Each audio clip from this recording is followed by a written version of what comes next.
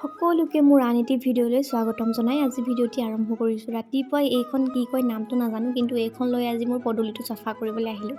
দীঘল পদূলি মোৰ খুব প্ৰিয় আছিল, কিন্তু দীঘল পদূলি লগা গৰাকীয়েহে গম পায় পদূলিটো চাফা কৰোঁতে কিমান যে কষ্ট হয়। মই বহুত দিন সাৰাও নাছিলোঁ পদূলিটো, ইমান দীঘল পদূলিটো সাৰিবলৈ সময়ো নাথাকে, কিন্তু আজি বিহু বুলি সাৰিব লৈছোঁ। এয়া দেখিছেনে, আধা সাৰিয়ে হৈ গ'ল। মোক সাৰি থকা দেখি মাও আহি গ'ল মোক সহায় কৰিবলৈ। আকৌ ঘৰলৈ আহি এয়া ফুলৰ টাববিলাক ধুইছোঁ। বহুত দিন ঘৰৰ কাম লাগি থকাৰ কাৰণে চোতালতে পৰি আছিলে, গোটেইবোৰ বালিয়ে ফুট খাই আছে। যেনেকুৱাই ঘৰ নহওক কিয় আগফালে যদি ফুলনি এখন থাকে ঘৰখন বৰ ধুনীয়া দেখে। ময়ো সেই বুলি আমাৰ আধা সজা ঘৰখন ফুলবিলাকে সজাওঁ বুলি এনেকৈ ধুই আকৌ বাৰান্দাত তুলি গৈছোঁ। এয়া ফুলবোৰ একেবাৰে ধুই মেলি চব ওপৰত উঠা গ'লোঁ। এইফালে বেটীয়ে নাচি দেখাইছে। এয়া আকৌ সাজি কাচি বিহুলৈ ওলোৱা নাই দেই, গোটৰ মিটিঙলৈ ওলাইছোঁ। আজি একে ড্ৰেছ পিন্ধি গোটৰ মিটিঙলৈ যাবলৈ কৈছে। আকৌ এয়া ঘৰলৈ আহি চাফাই অভিযানত লাগিব হ'লেই নহয়। এয়া একেবাৰে ড্ৰয়িং ৰুমৰ টেবুলখন লেতেৰা হৈ আছিলে, সেইটো কাৰণে ভাবিলোঁ অলপ মোহাৰি দিওঁ। আজিলৈ আহোঁ। মোৰ ভিডিঅ'টি আৰু ইমানেই।